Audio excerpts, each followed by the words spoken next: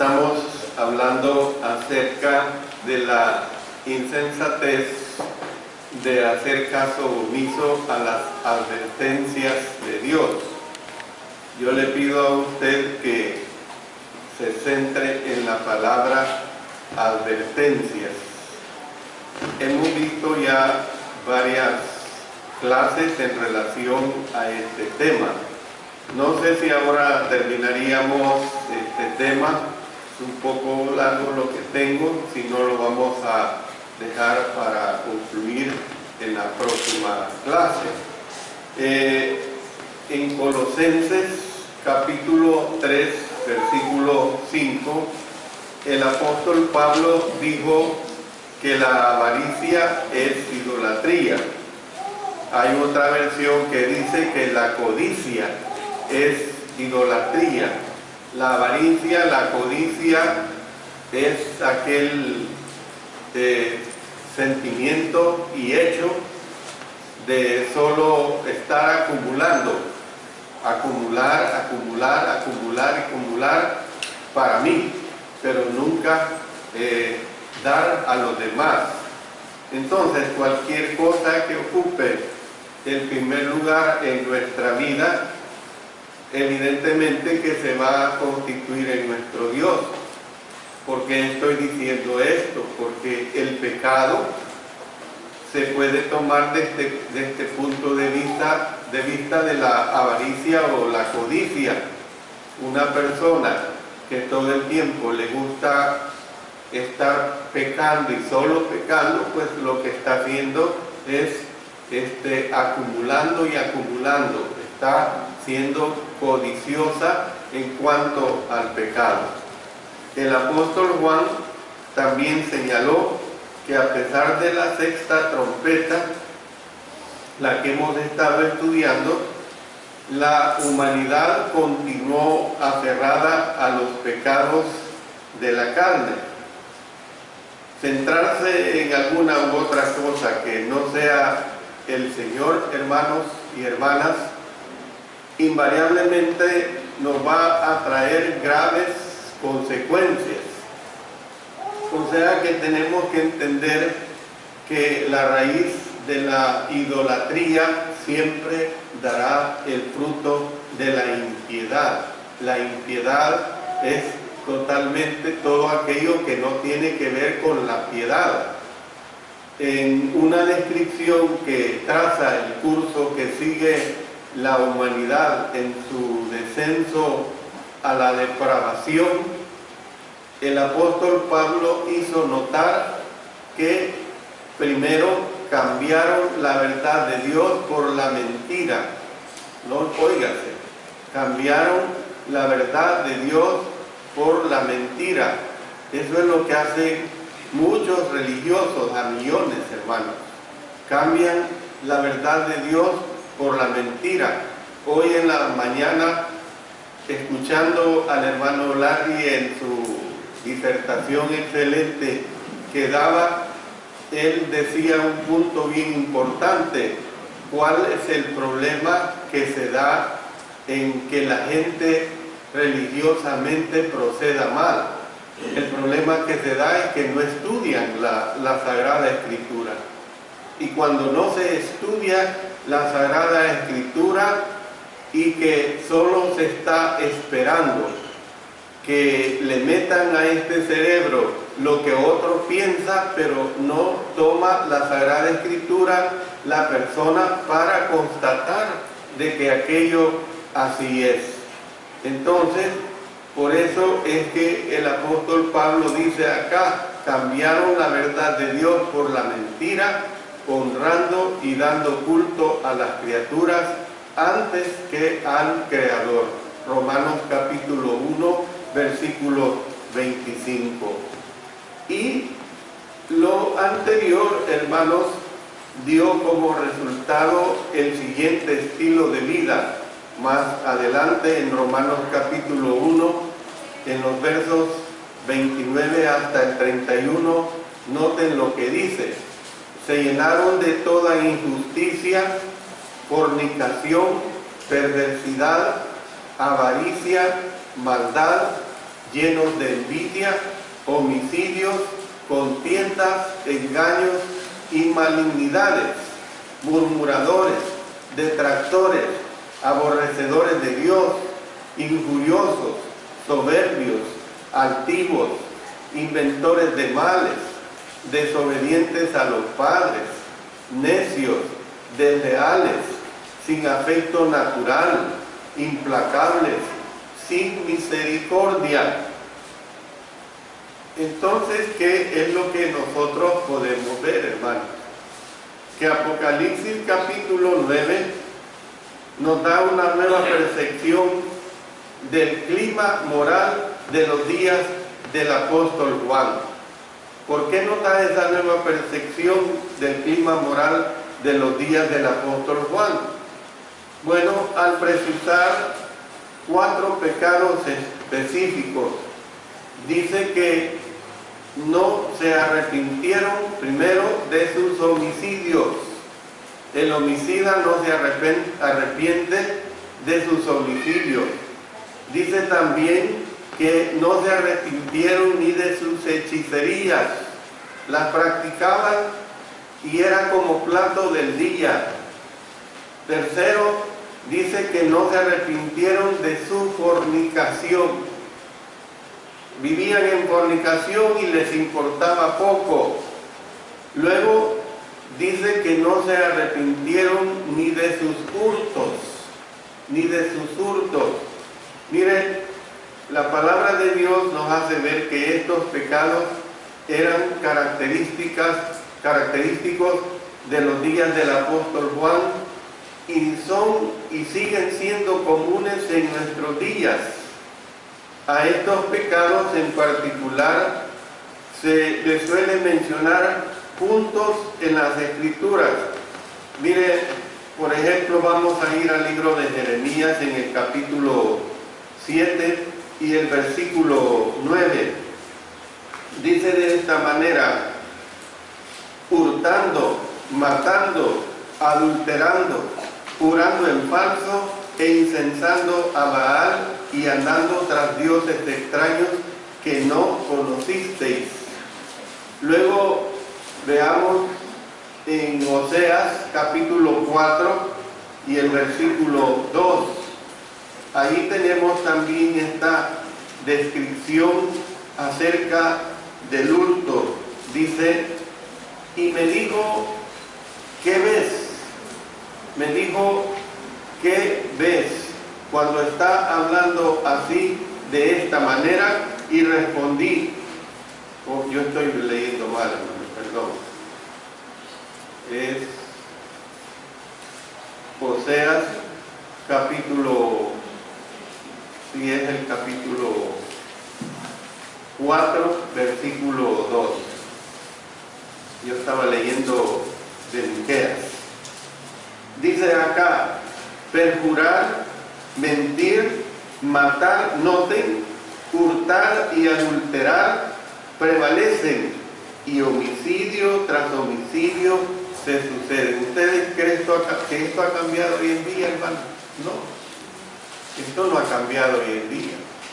Uno puede decir, pero es que esta predicación era buena para los homicidas de aquel tiempo.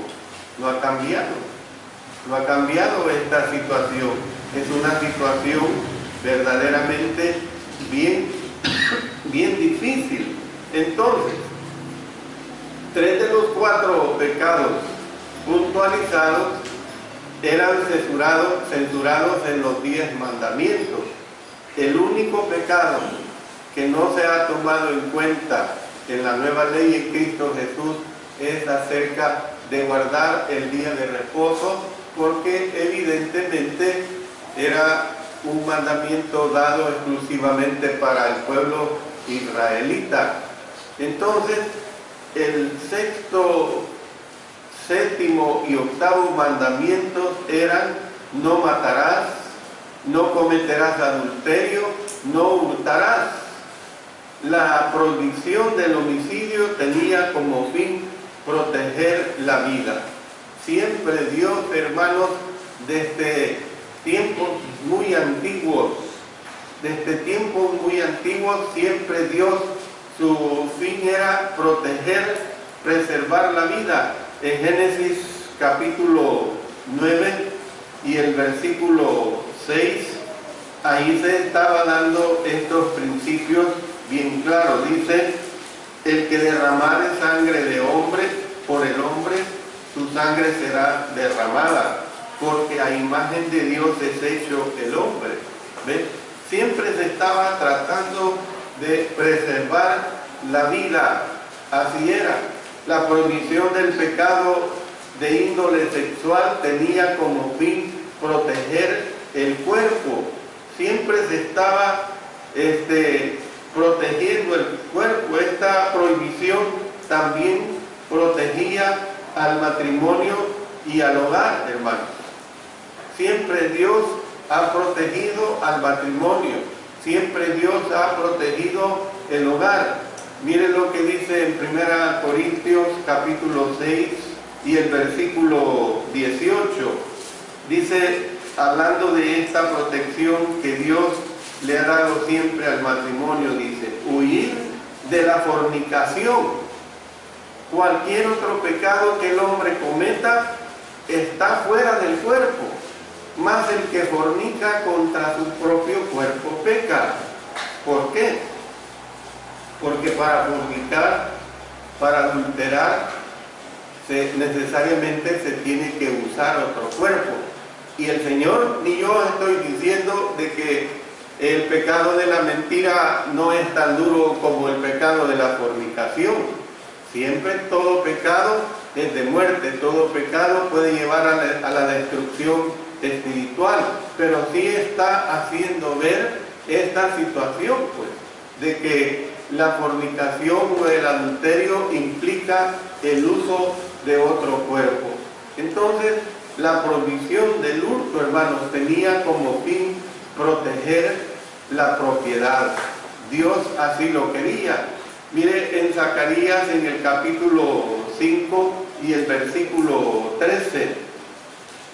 Zacarías capítulo 5, verso 3. Ahí está diciendo sobre esta situación de protección que Dios quería en relación a esta condición de vida. Dice acá, de la manera que dice en el 5:3: entonces me dijo, esta es la maldición que sale sobre la faz de toda la tierra, porque todo aquel que hurta, miren, todo aquel que hurta, como está de un lado del rollo, será destruido, y todo aquel que jura falsamente, como está del otro lado del rollo, será destruido. Entonces, no estamos tan familiarizados con el segundo pecado de la lista. ¿Cuál es ese segundo pecado? Las hechicerías, hermanos. Yo estoy más que seguro que ninguno de los presentes aquí participa de las hechicerías, hablando de hermanos y hermanas en Cristo Jesús. Yo así espero. Ese era un pecado que se practicaba mucho en los tiempos antiguos y en los tiempos de nuestro Señor Jesucristo. La palabra hechicerías, hermanos, es la traducción de la palabra parmetia, y esta palabra griega aparece 3 veces en el Nuevo Testamento. Aparece en este versículo, aparece en Apocalipsis capítulo 18, versículo 23, y en Gálatas capítulo 5, versículo 20. En la versión del Rey Santiago se traduce por brujerías, hechicerías o brujerías. Entonces, si la Biblia habla de ellas, tenemos que darle por sentado de que las hechicerías o brujerías existen para precisamente las personas que se encargan de buscar este tipo de prácticas pecaminosas.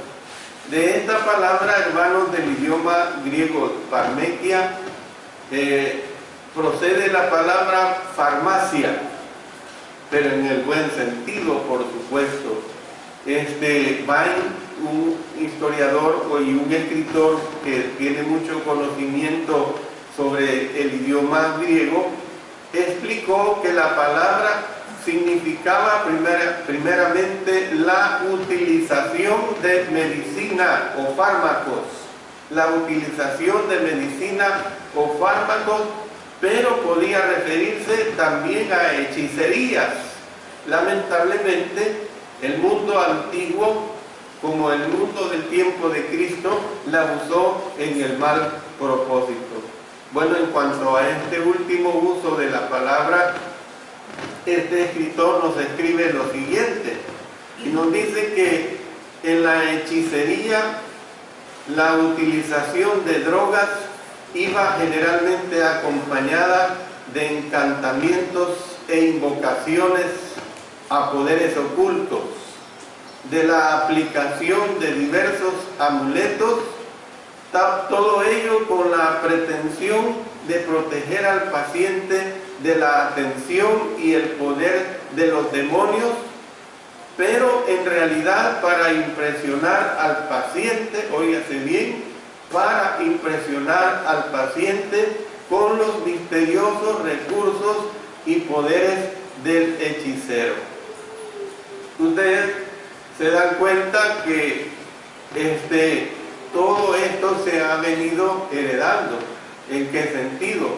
Que muchas veces el médico nos dice una cosa que hacer, el médico nos dice qué es lo que tenemos que tomar, pero resulta que usted platica con otra persona y esa persona le habla de agua, le habla de esto, le habla de lo otro, y usted pone más fe en lo que esa persona le dice que en lo que el médico le ha dicho. Pues esta es la situación que se daba precisamente en la situación de las hechicerías, de esos fármacos que no tenían un buen propósito, los propósitos nada más de impresionar al paciente con los misteriosos recursos y poderes del hechicero. Hoy día todavía se usan fármacos en las religiones ocultas. Sin ir muy lejos, esta situación es practicada por muchos grupos religiosos que alegan que este tipo de cosas tienen poderes. Bueno, nosotros tenemos que entender, hermanos, que hay que subrayar el hecho de que el apóstol Juan mencionó tanto los pecados del corazón como también de la carne. Los pecados del corazón son uno, los pecados de la carne son otros. ¿Por qué hablo de esta diferenciación? Y no que uno sea peor que el otro, sino que el pecado es pecado, y repito, los pecados cualquiera que sea destruyen, los pecados causan daño. A Dios, hermanos, le preocupan las dos clases de pecado, o sea, los pecados tanto del corazón como los pecados de la carne. El arrepentimiento, por lo tanto, incluye tanto lo interior como lo exterior. Usted está pecando internamente, tiene que arrepentirse, y usted lo sabe. Usted está pecando externamente, tiene que arrepentirse, y usted lo sabe también. ¿Ve? Es decir, incluye el interior y exterior de la persona, el corazón y la carne, los pensamientos y las acciones. Esa es la realidad que nosotros tenemos que entender en relación al pecado. El verdadero arrepentimiento, hermanos, es un cambio en la manera de pensar, en la manera que lleva a un cambio en la manera de vivir. Miren lo que dice el libro de los Hechos en el capítulo 26 y el versículo 20, hablando de esta condición del arrepentimiento. Hechos capítulo 26 y el versículo 20. Dice así: sino que anuncié primeramente a los que están en Damasco y Jerusalén y por toda la tierra de Judea y a los gentiles que se arrepintiesen y se convirtiesen a Dios haciendo obras dignas de arrepentimiento. Necesitamos, pues, en otras palabras, hermanos, una reorientación interna y una reestructuración externa, por decirlo así. Paso a ver, hermanos, la última parte de este mensaje tan interesante en relación a esas advertencias de las cuales hemos venido estudiando, o sea, la insensatez de hacer caso omiso de las advertencias de Dios. Permítanme.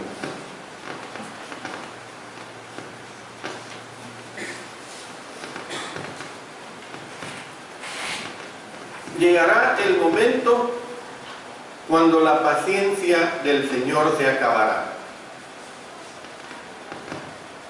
Y miren lo que vamos a estudiar para concluir este mensaje en los versos 14 al 15 del capítulo 11. Es decir, lo vamos a usar como una referencia nada más. Va a llegar un momento en que vamos a usar y vamos a estudiar específicamente esta parte del capítulo 11. Llegará el momento cuando la paciencia del Señor se acabará. Esa es una realidad, hermanos. ¿Por qué es importante arrepentirse y hacerlo inmediatamente? ¿Por qué es importante? ¿Por qué hay hermanos que tardan en arreglar su vida con el Señor? ¿Por qué hay personas que se les predica, no cristianas por supuesto, se les predica y se les predica y se les predica y ni para atrás ni para adelante, no obedecen a nuestro Señor? ¿Por qué es importante, hermano? Porque la paciencia de Dios no espera eternamente. Vamos a poner, el Señor no retarda su venida. Han pasado 2000 años y no ha venido. Vamos a poner que va a pasar 2000 años más, 4000 años más, 6000 años más, y el Señor no viene. Pero fíjense bien, que usted con suerte va a vivir 80 años, más o menos ese es el promedio de nuestra vida. Y eso es lo que tienen la dicha de llegar a esa cantidad de años. Usted se da cuenta que mucha gente a los 40 años muere, 45 años muere, le llega una enfermedad mortal y muere. Bueno, llegará el momento cuando Él resolverá que los esfuerzos adicionales son infructuosos. No es que la paciencia de Dios se acabe, sino que la capacidad del hombre para responder se agota. El hombre no es eterno, el hombre no es un Superman. Mire, cada año que pasa, entre más viejos somos, el cuerpo se va deteriorando más y más. Mire, hay niños tristemente con cáncer. Vaya usted al hospital Benjamin Bloom y va a encontrar a niños con cáncer. No estoy alegre por eso, ni estoy en una situación de condenar esa situación, son niños al fin. Pero lo que le estoy haciendo ver es lo que es la vida aquí en esta tierra. Llega el momento cuando ya no tiene sentido seguir brindando oportunidades, pues el hombre se ha endurecido más allá de toda posibilidad de arrepentirse. Y esto es lo que pasó acá y lo que nos narra en Apocalipsis capítulo 9. Luego, lo que dice el apóstol Pedro, por inspiración del Espíritu Santo: el día del Señor vendrá como ladrón en la noche, en el cual los cielos pasarán con grande estruendo, y los elementos ardiendo serán deshechos, y la tierra y las obras que en ella hay serán quemadas.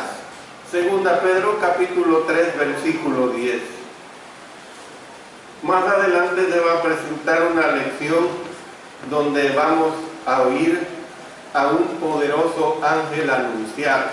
Solo les hago ver como un anuncio esto. Y esto lo tenemos aquí en el verso 14 de Apocalipsis capítulo 11. El segundo ay pasó, he aquí el tercer ay viene pronto. El segundo ay fue el ejército destructor que se liberó cuando la sexta trompeta se tocó. Esta trompeta fue la última advertencia general que Dios le hizo a la humanidad. ¿Ven? Es la realidad. Cierto es que todavía faltan las 7 copas que vamos a ver en los capítulos 15 y 16. Sin embargo, hermanos, el mensaje de estas copas va a ser el castigo, ya no advertencia, hermano. Cuando veamos las copas, usted verá que el mensaje de estas copas va a ser el castigo, ya no advertencia. En cierto modo, cuando usted recibe una advertencia, usted está recibiendo una segunda oportunidad. Usted va en la carretera, va manejando o no, pero va en un vehículo y ese vehículo lleva un motorista y le dice velocidad máxima 80 kilómetros por hora, pero ese motorista va a 120 o más kilómetros por hora. ¿Cuántos mueren a diario? Precisamente porque a esa velocidad no hay control de cualquier situación inesperada en las carreteras. Usted ha recibido la advertencia, allá usted sí la toma, allá usted sí hace caso positivo de esa advertencia. Entonces, hermanos, vamos a ver pues que el segundo ay fue el ejército destructor que se liberó cuando la sexta trompeta se tocó. Esa trompeta fue la última advertencia general que Dios le hizo a la humanidad. Entonces, cuando se menosprecia la corrección, óigase bien, cuando se menosprecia la corrección, se tiene como resultado la destrucción. Si los hombres no se arrepienten, ¿qué es lo que sucederá? Deberán ser eliminados porque Dios no puede tolerar el pecado para siempre, hermano. Dios no puede tolerar el pecado para siempre. Dios le está diciendo, no forniques, fornica, no adulteres, adultera. Dios le está diciendo, no robes, roba. Dios le está diciendo, no mientas, miente. ¿Ven? Entonces, Él tendrá pues que intervenir para eliminar el mal y establecer la justicia. Esa es la realidad. Por eso, hermanos, el ay final será la séptima trompeta, cuando el séptimo ángel la toque. Dice en el verso 7 del capítulo 10, el misterio de Dios se consumará. Ya no habrá misterio, revelará ese misterio. Y el capítulo 11 nos habla de la última trompeta. Noten lo que dice el verso 15. El séptimo ángel tocó la trompeta y hubo grandes voces en el cielo que decían, los reinos del mundo han venido a ser de nuestro Señor y de su Cristo, y Él reinará por los siglos de los siglos. Cuando esto ocurra, hermanos, hermanas, la oportunidad de arrepentirse desaparecerá para siempre. ¿Ve? La oportunidad de arrepentirse desaparecerá para siempre. Voy a hacer un resumen a continuación de las 4 lecciones que hemos venido estudiando. Una mirada hacia atrás, a las 6 primeras trompetas, y una mirada hacia adelante a la 7ª, nos permite aprender muchas lecciones importantes. ¿Cuáles son esas lecciones importantes? En primer lugar, que el pecado es terrible. En segundo lugar, que el pecado destruye todo lo que toca. Cualquier pecado que usted practique va a destruir, y por eso la necesidad de arrepentirse. En tercer lugar, el pecado es afrenta a Dios. Siempre ha sido afrenta a Dios. No hay pecado, no, y este pecadito no le ha ofendido a Dios. Usted no puede razonar así, de esa manera.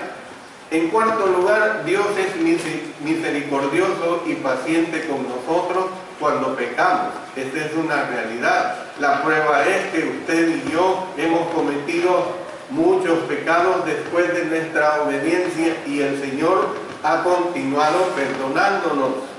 En quinto lugar, si hemos de beneficiarnos de la misericordia de Dios, debemos arrepentirnos. ¿Ves? No solo quedarnos en el punto de usar la misericordia de Dios como un juguete y ahí me paro. Es lo mismo como los religiosos cuando usan ese verso de enseñanza clara que dice: el que creyere en el Señor será salvo. Cree en el Señor y punto. Y ahí se quedan. Pero no siguen estudiando el contexto que dice: y el que fuere bautizado, ese será salvo. El que creyere y fuere bautizado, ese será salvo. Simplemente dejan a medias la enseñanza. Entonces, hermanos, tenemos que entender que si hemos de beneficiarnos de la misericordia de Dios, debemos arrepentirnos. Esa es la realidad clara. ¿Ven? No crea que usted va a hacer lo que quiera hacer pecaminosamente hablando, y un día le tocó la vara y el castigo de Dios, y usted cree que va a ir al cielo precisamente porque un día usted le obedeció al Señor. No, la salvación se puede perder, hermano. Esa es una realidad.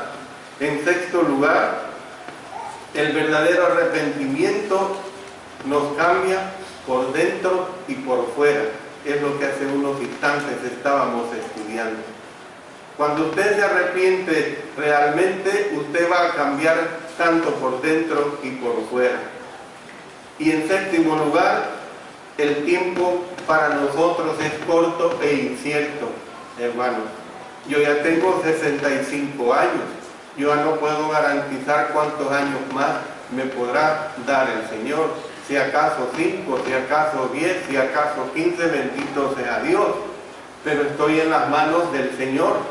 Y realmente cuando yo hago un resumen de la cronología, 65 años en el tiempo de Dios son verdaderamente cortos, hermanos. Son cortos. Entonces el tiempo es corto e incierto.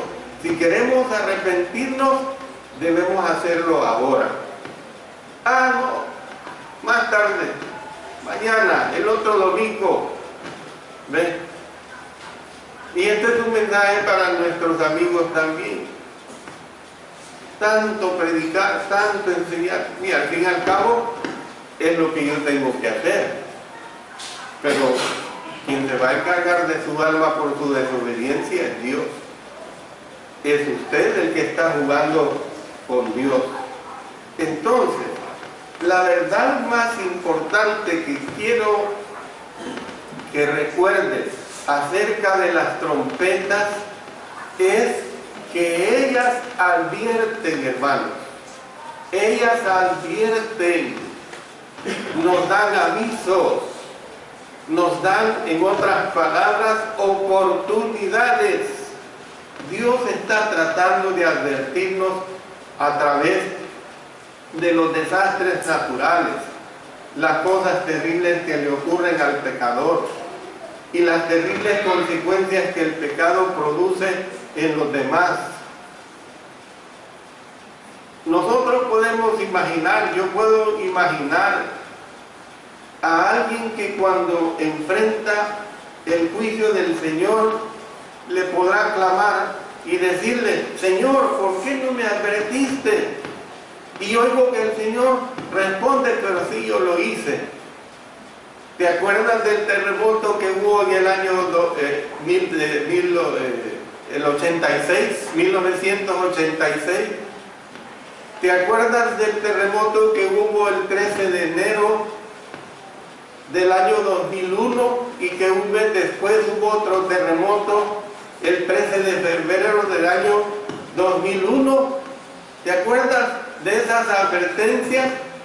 ¿Te acuerdas de aquel accidente que tuviste cuando ibas en un bus en la carretera? ¿Te acuerdas cuando ibas en el campo y te fuiste en un hoyo y te quebraste una pierna? Hermanos, hay una diversidad de advertencias que el Señor nos pone en el camino y nos hace ver para que el ser humano recapacite, para que el ser humano realmente entienda la situación en la cual se encuentra. El Señor le dirá: traté de advertirte una y otra vez. Y Él le responderá: solo que no me escuchaste. Solo que no me escuchaste, no me quisiste escuchar, no me quisiste oír las advertencias que yo te presenté. ¿Se acuerda usted de que siempre han habido situaciones difíciles en su vida? No sé acerca de usted, hermano, qué le ha pasado, pero sí sé de muchos hermanos, de muchas hermanas hoy en día que cierran sus oídos a las advertencias de nuestro Señor. Dice en Mateo, en el capítulo 13 y el versículo 15, de la siguiente manera: porque el corazón de este pueblo será engrosado, y con los oídos oyen pesadamente, y han cerrado sus ojos para que no vean con los ojos y oigan con los oídos, y con el corazón entiendan y se conviertan y no les sane. No importa que usted haga o no haga, que usted haga caso omiso de la advertencia que yo les estoy presentando a través de la palabra de nuestro Dios. Qué bonito hacer caso omiso de las advertencias de Dios en relación al pecado, porque usted está viviendo una vida de obediencia a Él. Usted sabe lo que es hacer caso omiso. Usted sabe la palabra omiso. Cuando usted recibe varios recibos de las instituciones a las cuales usted le han otorgado un crédito, le dice que la factura o el pago del mes de febrero se venció el día 15 de febrero del año 2015. Sin embargo, le dice: si usted ya hizo el pago, usted haga caso omiso de este recordatorio, o sea, no le haga caso, porque ya pagó. Yo cuando recibo esa clase de cobros y ya he pagado, yo me siento tranquilo, y si es posible hasta rompo ese aviso. ¿Por qué? Porque yo ya pagué. Qué bonito que así fuera con el pecado, hermanos, cuando el Señor nos habla de ese cúmulo de pecados que nos dice hacer caso omiso y que no nos preocupa, porque realmente yo no estoy en la práctica de ese pecado. No importa que usted haga o no haga caso omiso de estas advertencias, pero por favor, hermano, no haga caso omiso de Dios. Mire, no haga caso omiso de Dios. No haga caso omiso del pecado, hermano. No sea como aquel viejo Harry. ¿Se acuerda del ejemplo que le puse hace 3 semanas? De aquel viejo Harry que cuando el monte Santa Elena en Washington iba a explotar en el año de 1980 por los estudiosos geólogos que habían determinado que era inminente la erupción de este monte Santa Elena, y que Harry dijo: ¿yo cómo me voy a mover de aquí si yo toda la vida he estado aquí en este lugar y yo me conozco el monte Santa Elena y todos estos lugares de una manera como la palma de mi mano? Santa Elena explotó, más de 300 kilómetros cuadrados a la redonda, destruyeron toda esa región, y usted se lo decía en aquel tiempo, Harry se fue en esta destrucción. Y es un hecho real, hermanos, porque hay en este tiempo que se emiten canciones en honor a la necedad de Harry. No sea como el viejo Harry que hizo caso omiso de las advertencias. Si usted necesita volverse al Señor, hágalo hoy mismo.